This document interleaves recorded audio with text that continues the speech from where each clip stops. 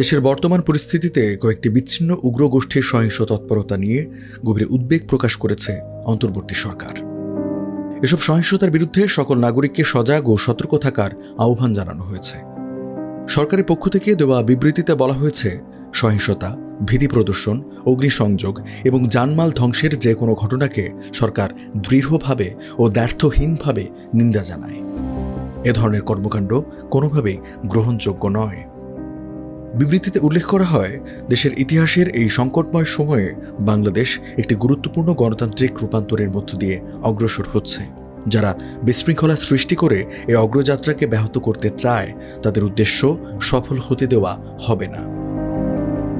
শান্তিপূর্ণ পথ উপেক্ষা করে অরাজকতা সৃষ্টিকারীদের বিরুদ্ধে সরকার কঠোর অবস্থানে থাকবে।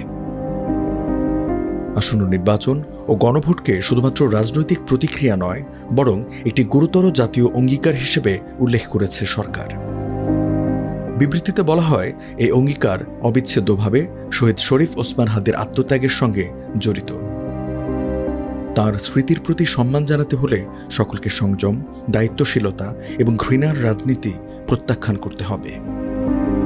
দ্য ডেইলি স্টার, প্রথম আলো ও নিউ এজের সাংবাদিকদের ওপর হামলার ঘটনায় গভীর দুঃখ প্রকাশ করেছে সরকার। বিবৃতিতে বলা হয়, সাংবাদিকদের ওপর হামলা মানে সত্যের ওপর আঘাত।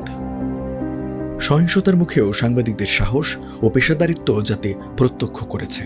এসব ঘটনার সঙ্গে জড়িতদের বিরুদ্ধে পূর্ণ ন্যায় বিচার নিশ্চিত করার আশ্বাস দিয়েছে সরকার। এছাড়া ময়মনসিংহে এক হিন্দু ব্যক্তিকে পিটিয়ে হত্যার ঘটনায় তীব্র নিন্দা জানানো হয়েছে।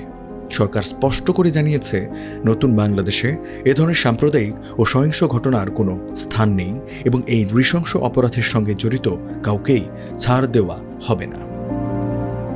বিবৃতির শেষাংশে সরকার দেশের সকল নাগরিকের প্রতি আহ্বান জানিয়ে বলেছে, এই সংকটময় সময়ে সহিংসতা, উস্কানি ও ঘৃণাকে প্রত্যাখ্যান ও প্রতিরোধের মধ্য দিয়ে শহীদ হাদির প্রতি যথাযথ সম্মান জানাতে হবে।